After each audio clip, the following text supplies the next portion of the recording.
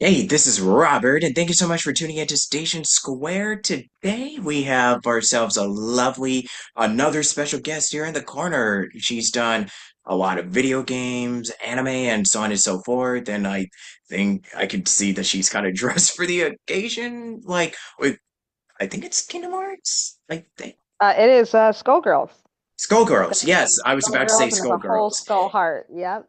Yeah, so she's definitely ready for today's little episode. This is Danielle McRae. Thank you so much for joining me on this lovely Saturday afternoon. Hi there. Thank you for having me. Great, happy to Anytime. be here. Yeah, anytime. So I guess with that, with all this out of the way, how's this year going? Like I know that I think the both of us are in the LA area, so I know a lot has definitely happened, like in real time. Yeah, Yeah. But how an is everything? adventure. It's definitely Uh, been an adventure, but how would you say that career, life, and everything's going for you personally for this year? I'd say, oh, hi, Katie. I'd say career-wise, I think because I feel like the last year or so is pretty slow career-wise. I think it's starting to pick Mm, up, which is yeah, good. I think it's been Uh, really slow for a lot of us. it's been pretty slow. Yeah, and I know with the strike and everything, we're finally getting back to work Yeah, and like yeah, after that, that's almost been like a year. So I people are think it getting was back to like work. 2 or yeah, I think it was around 2 years or so. Yeah, Yeah, like on and off. on and off. Yeah, Yeah. Oof. yeah, it's that's been a whole adventure as well. But it's great that we're all going back to work slowly. Um, so that's happening. I'm getting, working on some projects and stuff, and life is life, and I think that's fair to say for everybody. Like life is lifing, but I'm hanging in there. So that's the important thing is that we're still hanging in there no matter what life throws our way. That is definitely. Oh boy, I can definitely relate on that. Yeah, just a lot Yeah, of stuff, good and bad, but like. No year is perfect. Like every year, you're gonna have your ups and downs. It just really feels like, the more, I think the more that you start growing and you start learning more about, the world and the environment around you, the more heavier it kind of feels in a way. Like it feels like the older yeah, you get, the more it feels like when you're an adult, and it feels like, oh, oh, yeah. Now, I mean, my mom and parents did warn me, like, enjoy being a that's the kid while you truth. can. I want to grow up, and then Exactly. you're an adult. It's like, I think I kind of want to be a kid again and Yeah, just not worry yeah, about, yeah, that's been adulting. me yeah, that's been me part of this year and the most of last year. And it's like, I remember when I was growing up and I wanted to be an adult so bad. And now that I'm adult, I'm like, can I be a kid again? Like, at least for a And then your good, mom or, yeah, then your parents are just like, well, not so, they're just going to be like, so how's adulting 101? right? Yeah, it's like, so how is it? I'm just like, Dad, I love you. Thank you so much for telling me in advance, but at the same time, I feels like you're my, I don't want to say worst enemy, but man, I am really starting to hate the fact that you're so right. Right? Yeah. But They anyways, enough they of, know. yeah. Yeah. So they do know. But anyways, enough about that. Let's just talk about, the stuff that you kind of been doing and, Of just been course. working on because yeah, like I said, you've been on Skullgirls, you've done a lot of different anime and other video games, but we'll definitely get into that because like I said, resume wise is pretty big, so I know we'll Yeah. probably may not even get to everything in like 30 minutes. Um, You're all good. so I think A my lot. first question, yeah, it really is a lot. I mean, you've been on also done League of Legends, Yeah. just a lot of crazy stuff. So I think when you're becoming like, because you grew up being like a fan of like video games and anime and just having that passion, how would you say that it has been like a huge kind of, stepping point on you getting your start and working in the industry? It's I still, even to this day, because I've been doing this, I want to say for almost 14 years at this point. I could Okay. be wrong, and it could be 15 years. Uh, but I feel like at that 12, 13th mark, I kind of lost track, to be completely honest. So it's either the 14th, 15th year that I've been doing this. I've been at this for a while. I still feel like I'm on the outside looking in, but really I'm inside kind of looking outward and seeing the entire perspective of everything since I've been in this industry for a while. I still feel like that little kid that wanted to do voiceover and didn't know exactly what it was called. And, I just wanted to do it one day. And now that kid is grown up and now they're doing it. Now they're living their dreams. And I always tell myself if I'm not having fun with this career at any point, then I should quit. But I don't think that would happen because I love what I do. I love bringing characters to life and I love playing in the booth. And it's one of the like most fun careers that, that I know of that I've done uh, so far and I'm still doing. Brain is not braining. But yeah, I enjoy this career. I enjoy the journey. I'm still enjoying the journey to this day, and it just feels amazing to do something that you're passionate about and that you're having fun with along the way. For sure. I think that's pretty much just super important. It's like finding the joy and the fun of it all, and Yes. just really thinking back to what made you fall in love with, acting to begin with. Hmm. Exactly. Yeah. So in all the years so when you actually first got your start in voiceover, like, how would you say that because I know that obviously this year, especially, it's definitely, I mean, I know that a lot there's a lot of developments, but I know most of everything kind of remained largely the same. But how would you describe like the overall atmosphere of the community of the voiceover when you first got your start? It's, I feel like when I first started, I felt like a little fish in a really big pond. And of Yeah. course, like this is, yeah, like that. And, and also I still kind of feel like that in to believe it or not, in some circles, or when I work on a project and I see, oh, so and so is in this. Like, I don't know if they're, gonna really want to get to know me if I try to introduce myself to them, or and it's, let's put it down to one thing because ADD is ADDing. Uh, it still feels like it was my first day on the job, like my very first day doing my first voiceover job, and I I want to hold on to that feeling with every job that I get, every character that I voice. I want to hold on to that initial feeling that when I was first in the booth for the very first time and I was lending my voice. And the first time I did that, it was League of Legends with Karma. It was my very first time in the booth. And I still hold that memory with me. And it's a very special memory that I have with me. So every time I go in the booth, the first thing I think about, other than the script and what I have to do, and meaning to direct everything, is what am I like? What was I thinking initially when I was in the booth recording my first character? And I felt excitement. I felt anxious. Um, it felt like, oh my God, I get to do this. This is actually a job that you can actually do. This is a career. And so I don't think that excitement's going to go away. I don't know if that answers your question, but yeah, it's been a blast. It's been an absolute blast, and it remains to continue to be a blast doing what I do.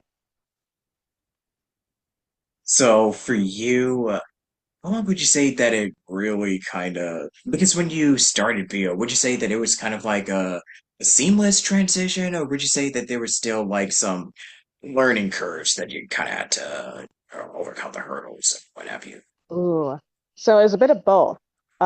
So when Okay. I was first doing this, my first character was Karma.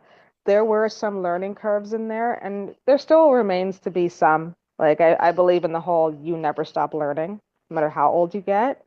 Sorry, I'm looking at my cat. She's doing some stuff, but but it's like it's to the point where it's like every job that you get, you never stop learning. You always take something with you. And when it comes to like a character that you voice, you kind of take a piece of them with you in terms of experience. Um, yeah, I feel like even to this day, I still feel like I take away and I learn so much from my colleagues or from the process itself. And yeah, Yeah. And speaking of colleagues, who would you say was very instrumental in helping you on your journey thus far? Oh, I would say I think the person that really got there were two people that got me into it, and they were both actors. One was Robin Williams, because the range on that guy was just amazing. Like I would look at some of his stand-up or some of his video or some of his movies, and I'm just like, he's amazing. How is he able to just seemingly do that? Especially with his stand-up. Like I'm just like looking at him, and he's pulling out one character or another character, and I'm like, how is he doing that? And then I always remember how animated he was, especially vocally and ex with his expressions and stuff. And I was like, I would love to just make voices happen just like he does, but I didn't know it was called voice acting. And then another actor was Angelica Houston. I love her, two pieces. My favorite role, like I have a lot of favorite roles of hers, but it's always going to be Morticia Adams in Addams Family. That's always going to be hands down my favorite. But if we also go for one voiceover, Jennifer Hale. I think she was the one that, because my first game that I've played, I've grown up as a gamer, but my first game that I played with voiceover in it was Metal Gear Solid. And it was David Hayter, and he's another one, and Jennifer Hale. Those people stood out to me so clearly, especially Jennifer. And I started following their careers. And with Jennifer, I kept following her career. And it just so happened that almost every game that I play, she's in it. And I enjoy the game and I also enjoy her performances and I learn a lot from her. So I feel like she was definitely a huge stepping stone when I found out, oh, this is an actual career. I think she was the actress that made me think this is an actual career. Like you can make a living off of this and you can actually consider it as a job because it is. So yeah, I'd say Jennifer Hale for sure. There are a lot of others that I've looked up to voice wise, but Jennifer Hale is the pinnacle. Yeah.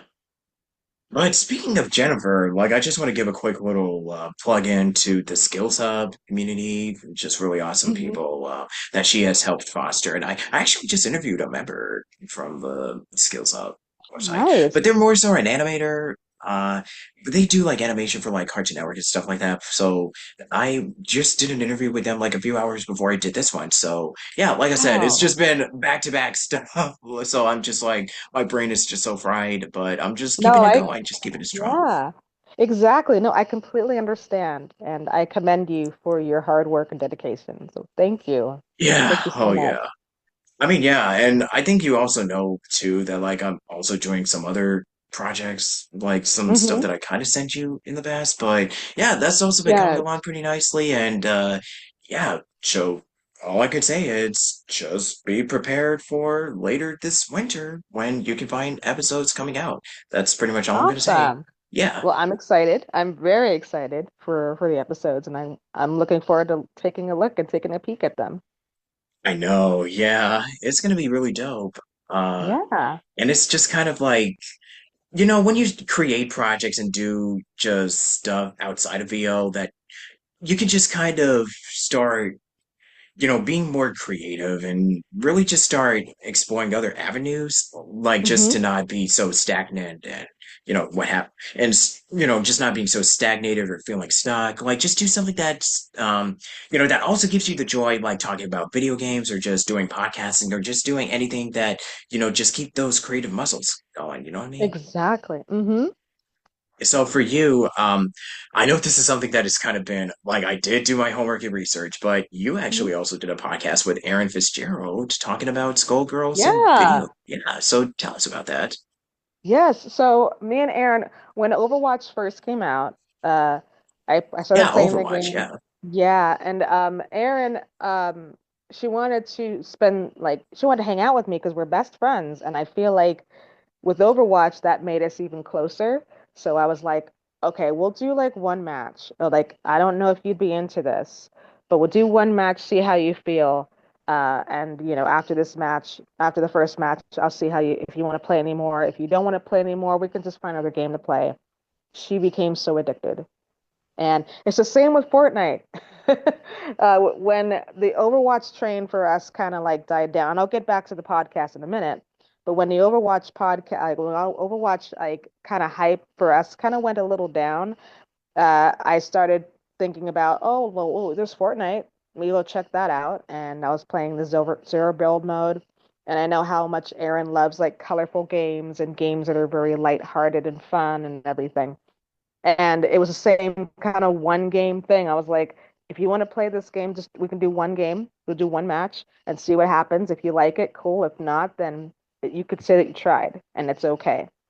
And she fell in love with that game too, and she still plays it. She plays the Lego Fortnite mode, which is like her comfort mode, and that makes me really happy. But with the Overwatch podcast, me and Aaron were thinking because we're both voice actors, we both love this game to pieces. We have our favorite characters, and we both thought, wouldn't it be cool to introduce to the world of people that love this game? Wouldn't it be cool to kind of have a podcast and a platform for these voice actors that we interview to kind of tell their stories and to introduce themselves to the world and to share their experiences? And it was really fun when we did that. It was great. I'm sad that and I know time and just everything with Overwatch and everything kind of, you know, I don't want to say gotten away, but things happened and we just couldn't finish the podcast. But the episodes that we did have and the people that we did meet along the way, it's amazing. Just to be able to have had that podcast and to interview these voice actors and for them to share their stories and for the audience to know about them and to know about them even more if they haven't if they didn't if they weren't familiar with them. That was a really fun experience. It makes me think like, if we ever wanted to go back to that and interview more voice actors, I know I'd be down. I'm sure she would too, but we haven't been talking about that because we've been both focusing on Fortnite. But I feel like if we ever got back to it and brought the podcast back, I'm sure we'd want to go and interview more voice actor guests. But I think for now it's been Fortnite Central, and that's okay.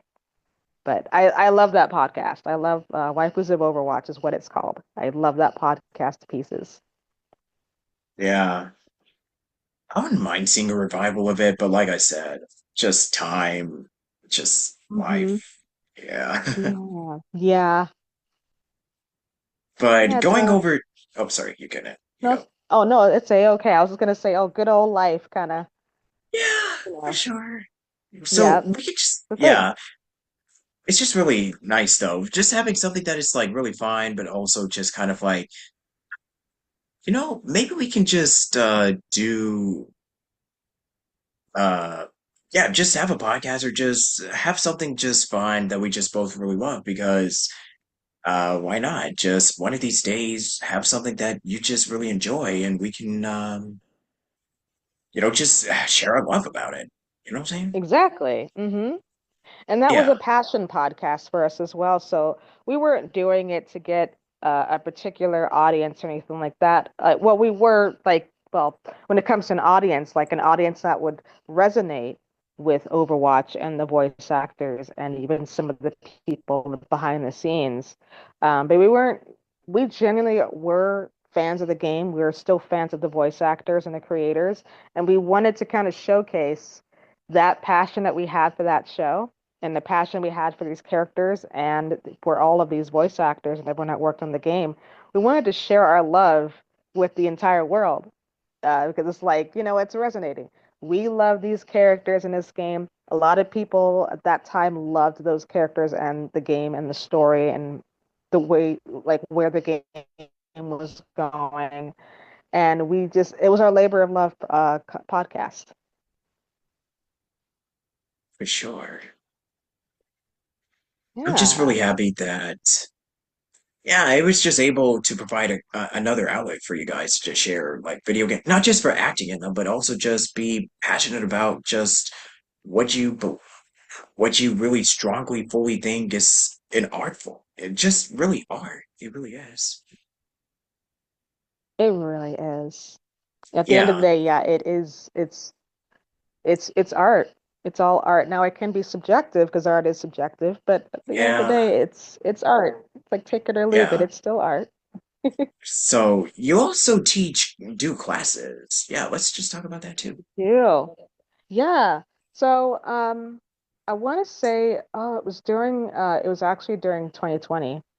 And I was thinking about, at the time, me and my girlfriend, we were trying to figure out, okay, what else can we do to make money? Because at one point, work was really slow. Voiceover was really slow because people were trying to figure out how do we put together a home studio? And that was that whole thing where it's like, how do you put together a home studio?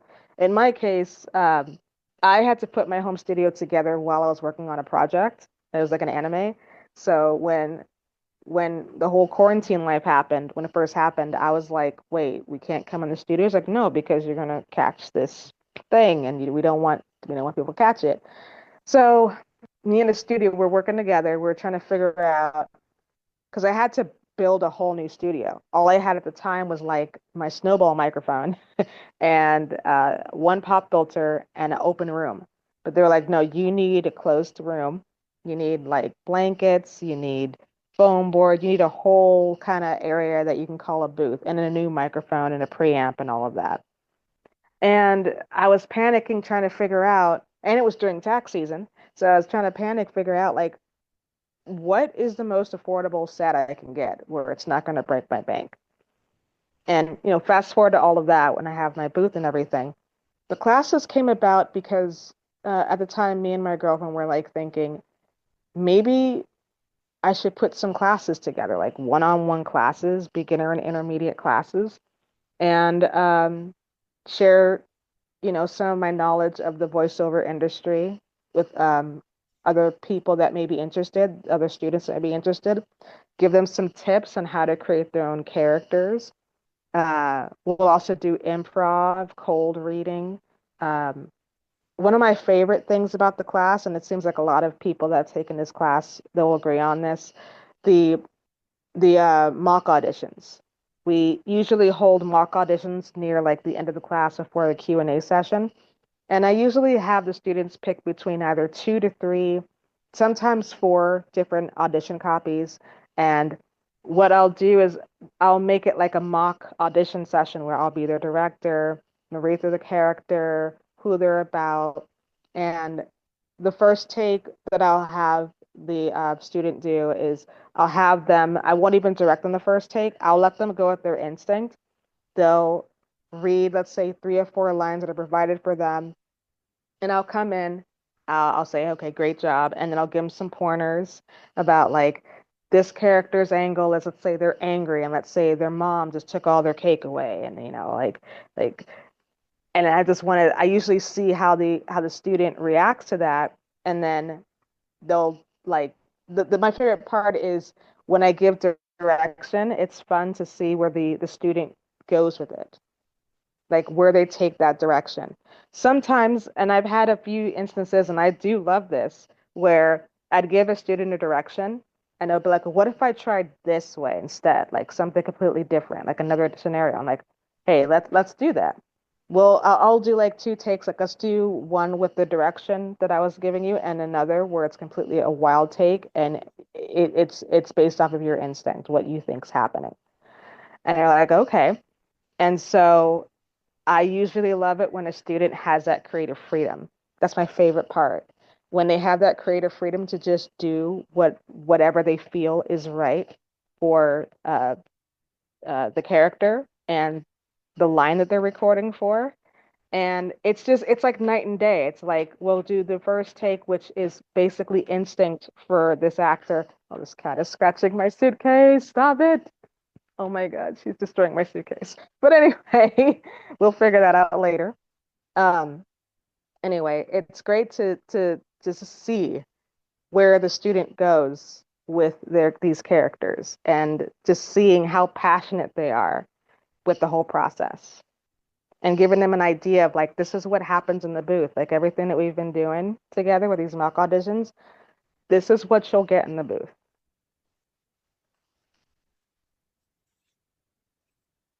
Anybody want to do the courses? just go to her website and find out more info. Yes, yes, please. We'll have lots of fun. I promise. And oh yeah, we even talk about like if like there are people that want to put together a home studio and let's say they seriously want to do this. Um, I give them pointers on what they should probably look into getting, how to pad down your a room so you can make a studio out of it, how to deaden the walls and the floor so that you don't get any background noise or anything like that, so you can have really great studio quality recordings. So yeah, we cover a whole lot of stuff in both the beginner and the intermediate classes. So if you're interested, feel free to sign up. We'll have fun. Yeah, right on. I also wanted to talk a little bit about your video, like Skullgirls and League of, the stuff that I kind of mentioned before. So I know that Skullgirls was kind of like your big game for quite a long time. So I just kind of wanted to Mhm. know how, it was able to grow an audience and, yeah, and even with League of Legends and a lot of your other work that you've done over the years, how would you say that it really affected so many different, the communities, lives being touched, and what would you like to see in the future? Wow, like that the what interest or not interest, but what intrigues me with this game is, and I know the whole meme like the Skullgirl party is always going. It's always going. It's the truth. It always just keeps going. And I love that because it's the truth. But the the amount of years that have gone by, and when I've initially worked on this game with everybody else, all the actors and the director and the creators and the artist and the program, like everybody, I don't think any of us could have seen or foresaw how popular this game would remain to be even to this day. Uh, I'm not gonna lie and say that I don't go on social media and look at all the fan art and admire it. Um, the amount of love that this game still gets to this day, it still blows me away. And even while, the first game came out, Encore came out, and I know some DLC stuff's like, happening and everything like that. And you have the mobile game and you have all the merch. It's just I feel like the love for this game is pretty much the little engine that could. Yeah, the little engine that could. It's a perfect example where this game had a lot of challenges. It had a lot of stuff that was going on behind the scenes, but it proved that, hey, there's definitely an audience for this game. People love this game so much, and they still do. And even if people that have a problem with it, they're like, these people are talking about the game. Whether you have people that enjoy it or people that are critical, that's okay. I'm really happy that this game has so much momentum to this day, and there's so much love and appreciation. And when I meet people at cons, like they still talk about, oh, I love Pain Wheel, how is your voice not dead? And I'm like, oh, it did die. Trust me. And it just kind of came back. But just the amount of love, that's what gets me. The amount of love this game still gets. It's amazing. It's absolutely amazing. Yeah, and trust me, there's way more that we can discuss, but I think we'll probably put a pin for now and maybe save it up for a follow-up in the future. But for now, share Definitely. any last bit of advice that you have for those that are interested in doing this, they want to pursue this, or just anything that you want to close us out with. I would say, oh goodness, there's so much, but if I had to narrow it down to one piece of advice, I'd say if you really want to do something, like I'd say that if you want to become an actor or you want to be a director or a writer or an engineer or just if this can go for anything, this is life advice. Whatever you want to do, you do it. And if you feel like you can't do it or you feel like other people are telling you you probably shouldn't do it anyway. You never know where life is going to take you. And I have this whole thing where I tell myself, even to this day, if other people aren't in your way, like telling you you can't do this, and you're kind of telling yourself you're doing this, please get out of your own way and take that leap and see where it takes you. That's a beautiful way to close this out on.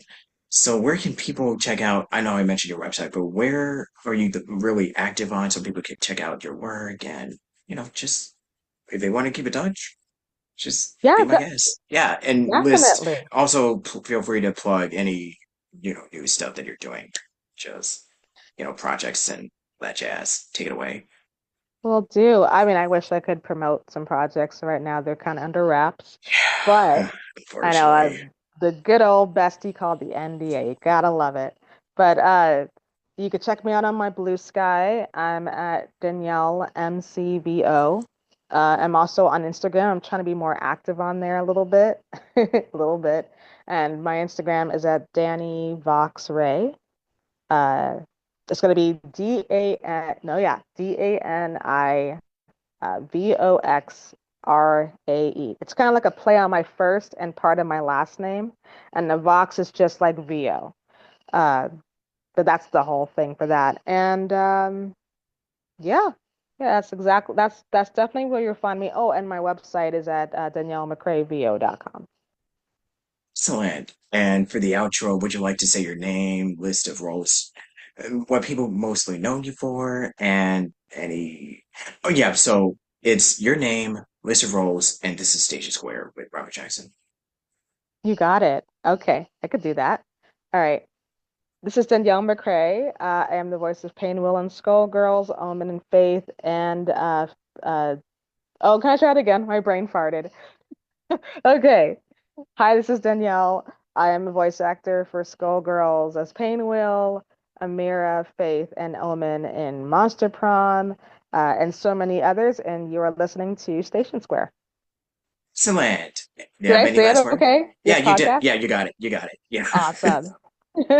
Do you have anything, any last, you want to close this out as a character or yourself? Any closing stuff? Oh, goodness.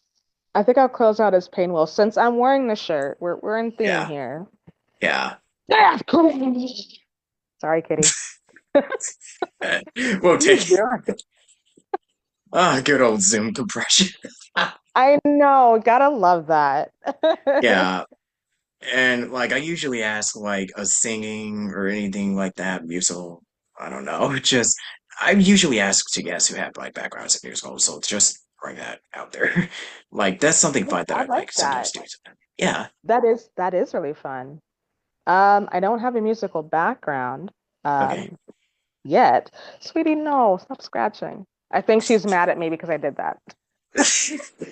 She's like, I'm taking it out on your bag. Oh my But gosh. yeah, that's okay. But I think that's amazing that you do offer that. Yeah, for sure. Yeah, I just do some guests, not all the time, but just like, hey, you want to close this out in a with a razzle dazzle type of way? Yeah, just bring Yeah, that. I love that. Yeah, I don't know if it's something that you're interested in or just Uh, I don't know what I would do. That's the thing. I'm trying to think of what I would do for that. you mean that's like a sample or I think so. Um, yeah, I'm not too sure. My brain is yeah, all over no, the place. it's all good. No worries. Mine's is too. But regardless, thank Yeah. you so much for watching, for all of you out there that is tuning into this, and stick around for more episodes coming soon. Until next time, God loves you and stay blessed and have a lovely Saturday and the rest of the days ahead of 2025. Peace out, y'all, and keep on rocking out there. Peace.